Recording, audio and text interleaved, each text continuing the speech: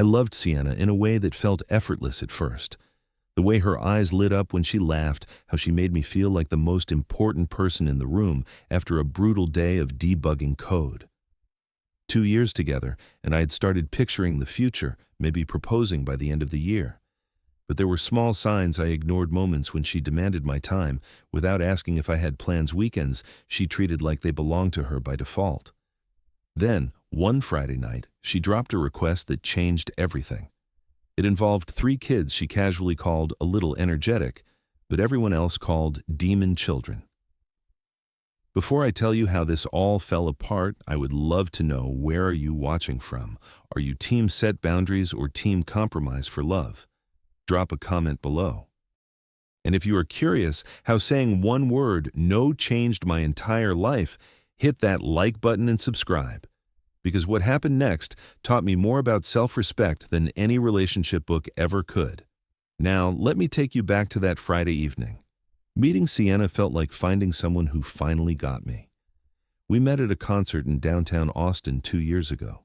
She was magnetic, full of energy, always knowing exactly how to make me laugh when I needed it most. Our early dates were perfect: Sunday brunch on South Congress, hiking the trails at Barton Creek, late nights talking about dreams and plans. I genuinely thought I had found the right person. Fast forward to now. I work as a software engineer at a tech startup. My days run long, usually 9 in the morning until 7 at night, sometimes later when we are pushing toward a deadline. Sienna works in marketing, and her schedule is more flexible than mine.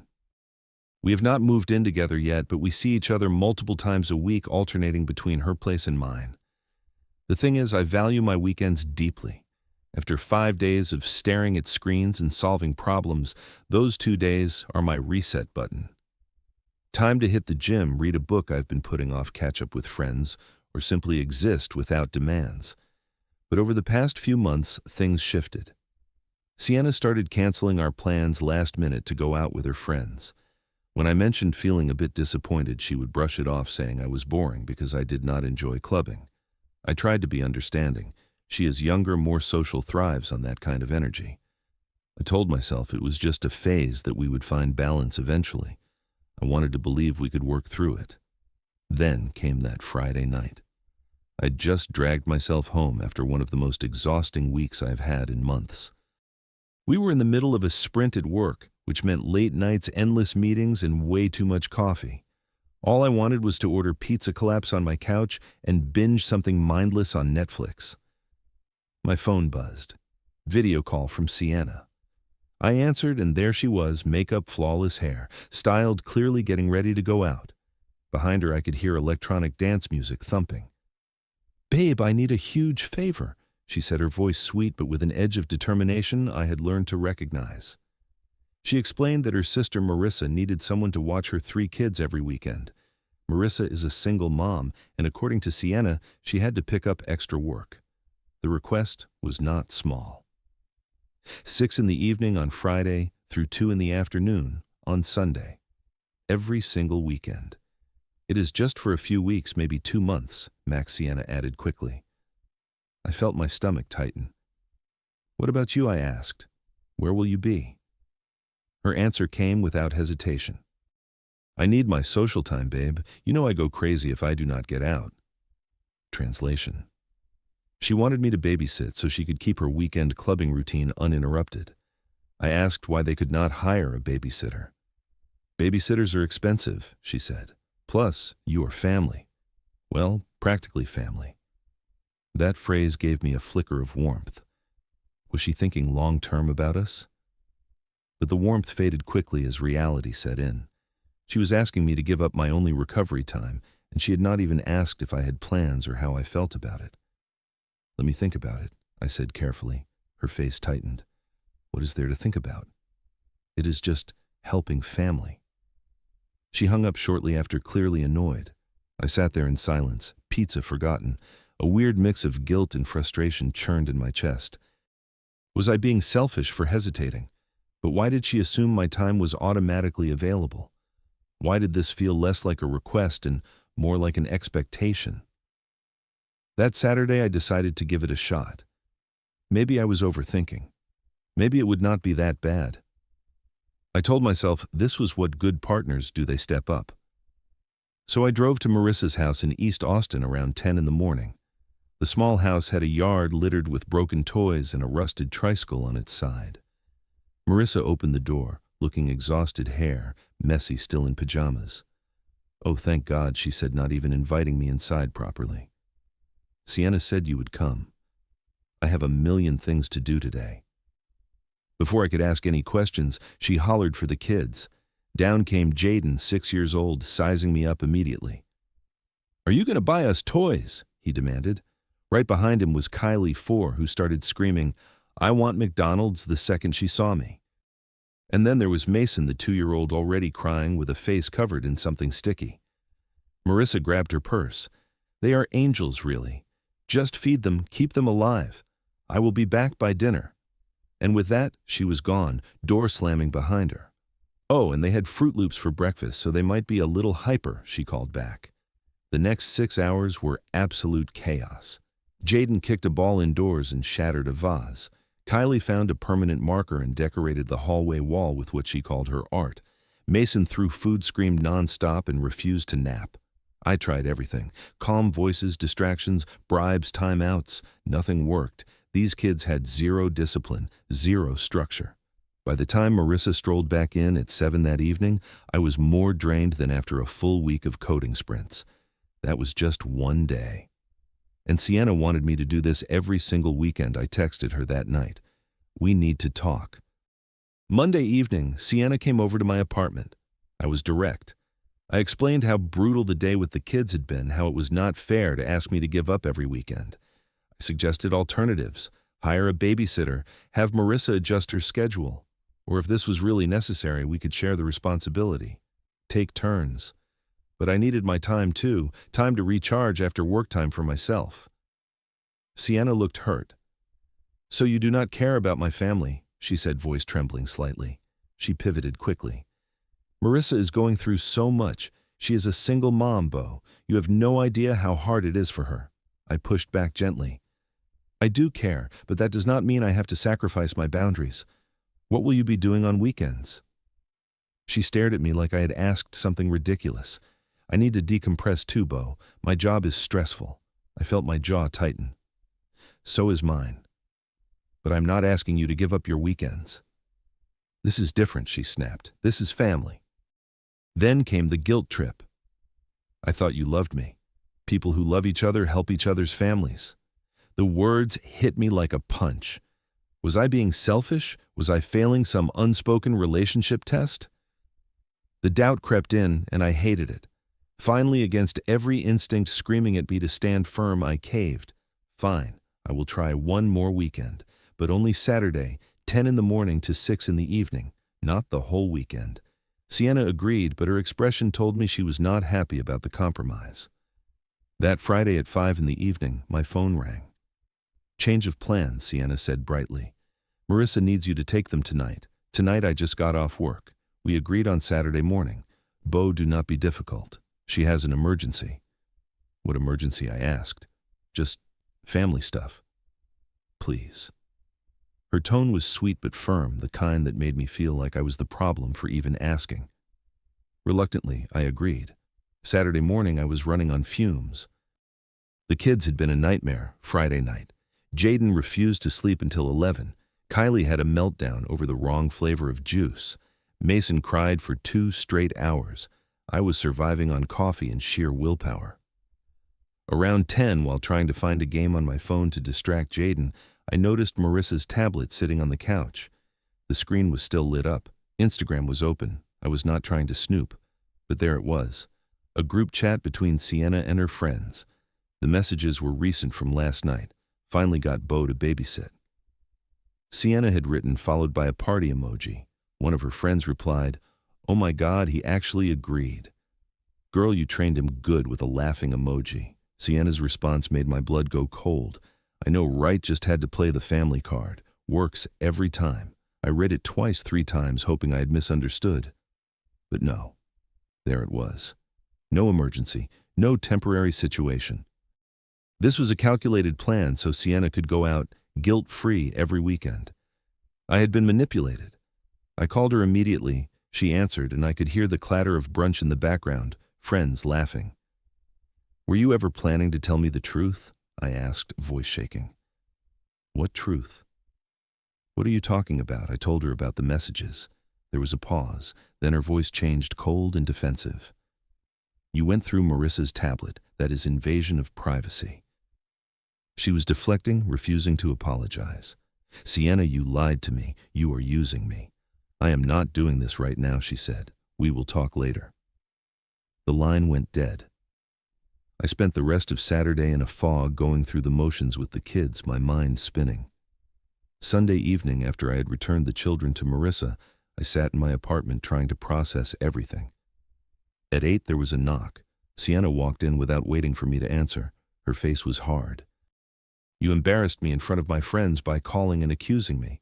No apology, no acknowledgement, just anger that I had dared to confront her. The argument escalated fast. "You lied to me, Sienna. This whole thing was so you could go clubbing, not to help Marissa." So what? She shot back. "Is it a crime to want a social life? You are always working or tired. You never want to do anything fun." "That is not the point," I said, trying to stay calm. "The point is, you manipulated me." "God, Beau, you are so dramatic. It is just babysitting. My sister needs help. I need time with my friends. And you should want to do this if you actually cared about me." I stood up. "Caring about you does not mean I give up my boundaries," she sneered. "Boundaries? You sound like a self-help book." Then she delivered the ultimatum. She stood, hands on her hips, eyes blazing. "Here's the deal, Beau. Either you step up and be supportive, or you get out of my life. My family needs help. I need a partner who shows up, not someone who counts hours like it is a transaction. So what is it going to be?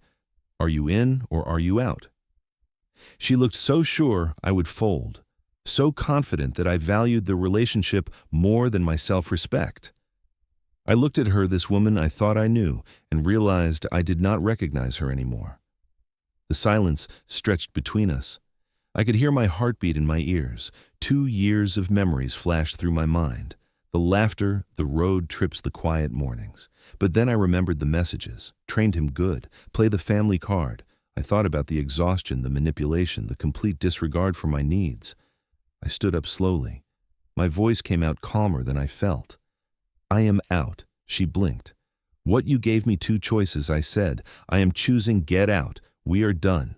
Her face twisted in disbelief. "You are breaking up with me over babysitting." "Seriously, no," I said. "I am breaking up with you because you do not respect me. You lied to me, and you tried to manipulate me into giving up my time and boundaries. You want someone who steps up. Go find him. But it will not be me." For a second, she looked genuinely shocked. Then she tried to backtrack. "Beau, wait. Let us talk about this." "I did not mean—" "Yes, you did," I interrupted. "And that is fine. You are free now to go clubbing every weekend." She reached for my arm, but I stepped back and opened the door. "Please leave." Her face flushed with anger and embarrassment. She grabbed her bag and stormed out, slamming the door so hard the frame rattled. The next day, my phone blew up. Mutual friends were messaging me. Apparently, Sienna had already launched her campaign, painting me as the selfish boyfriend who abandoned her struggling sister. Some people believed her. I got messages calling me heartless. I did not argue. I simply replied, "There are always 2 sides. I am not going to defend myself against lies." I blocked Sienna and anyone who only wanted to hear her version. That first weekend after the breakup, I woke up Saturday at 9. No phone ringing, no demands, no screaming children. I went to the gym. I met my best friend Derek for lunch and told him everything. "Man, you dodged a bullet," he said, shaking his head. "That's not a partner, that's a user." I felt lighter but also sad. 2 years do not just disappear. Wednesday afternoon, I got a call from an unknown number. I answered. It was Marissa, and she was furious. "Because of you, I cannot find anyone to watch my kids now. Sienna said you abandoned us." I stayed calm. "Marissa, I never committed to watching your children long term." That was Sienna's promise, not mine. "You are heartless," she spat. "No," I said quietly. "I just have boundaries. Good luck." I hung up. 3 weeks later, I heard through a mutual friend who had stayed neutral that Sienna was struggling. Apparently, she could not find anyone else to take over babysitting duty. Marissa had insisted Sienna handle it herself, telling her to take responsibility. That meant no more clubbing every weekend. Her friend group started drifting away because she stopped showing up. Some of them even found out she had lied about me and distanced themselves from her. One night at 2 a.m, I got a text from her. "I miss you. I made a mistake. Can we talk?" I stared at it for a long moment, then deleted it without replying. Around that same time, I started noticing Amy, a woman on the UX design team at work. We'd always been friendly, chatting in the break room about random things.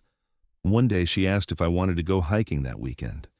We went to Mount Bonnell, and during the hike we talked about life careers, what mattered to us. "I think weekends are sacred," she said at one point. "That is when you recharge, so you can be the best version of yourself." I felt something click. She got it. There was no pressure, no manipulation, just two people who valued the same things. 6 months later, Amy and I had started dating. It was slow, healthy, built on mutual respect. One Saturday, we were having brunch at a cafe downtown. I glanced across the room and saw Sienna sitting alone at a corner table. She looked tired, worn down. Our eyes met for a second, hers filled with something that looked like regret. Amy noticed. "That woman keeps staring at you," she said softly. "Old history," I replied. "Not worth discussing." We went back to our conversation, laughing about something silly. When we left, I felt completely at peace. No anger, no bitterness, just gratitude that I had walked away when I needed to. The first few months after leaving Sienna were not easy. I will be honest about that. Even though I knew I had made the right choice, there were moments of doubt. Late nights when I wondered if I had been too harsh, if I should have tried harder to make it work. But then I started therapy. I know that might sound dramatic for a breakup, but I wanted to understand why I had ignored those red flags for so long, why I had felt so guilty for simply having boundaries. My therapist helped me see something crucial. Saying no is not selfish. It is self-respect. Helping others is beautiful, but not when it is demanded through guilt and manipulation. Real love does not ask you to erase yourself. It celebrates who you are. I started journaling, working through my feelings on paper. I reconnected with hobbies I had abandoned. I picked up the guitar I had bought 2 years ago and never learned to play. I started reading again, not just technical manuals for work, but novels that took me to different worlds. I also began volunteering at an animal shelter on Sunday mornings. The difference was stark. I was helping because I chose to, because it filled me with purpose, not because someone had guilt-tripped me into it. The dogs did not care if I had boundaries. They were just happy I showed up. That is what genuine connection feels like. It is freely given, not extracted through manipulation. With Amy, everything felt different from the start. She never demanded my time. If she wanted to see me, she would ask, "Are you free?" If not, no pressure. When she needed help moving to a new apartment, she checked my schedule first. "Hey, I know this is a big ask, but would you be available next Saturday?" "If you are busy, I can hire movers." I helped her gladly, not because I felt obligated, but because I wanted to. That is what partnership looks like. Mutual respect, shared decision-making, nobody keeping score. Looking back now, I learned that boundaries are not walls meant to keep people out. They are gates that let the right people in. When someone truly loves you, they do not test your limits. They respect them. Sienna wanted me to prove my love by erasing myself, by sacrificing my needs to accommodate hers. Amy shows her love by celebrating who I am, by protecting my peace as much as I protect hers. The moment someone says, "If you love me, you will do this," that is not love. That is control dressed up in affection. There is a profound difference between asking for help and demanding sacrifice. Real partners communicate openly. They say, "I need support. Can we figure this out together?" They do not issue ultimatums. They do not manipulate. Marissa's kids were never my responsibility, and recognizing that does not make me heartless. You can care deeply about someone's family without becoming their unpaid labor.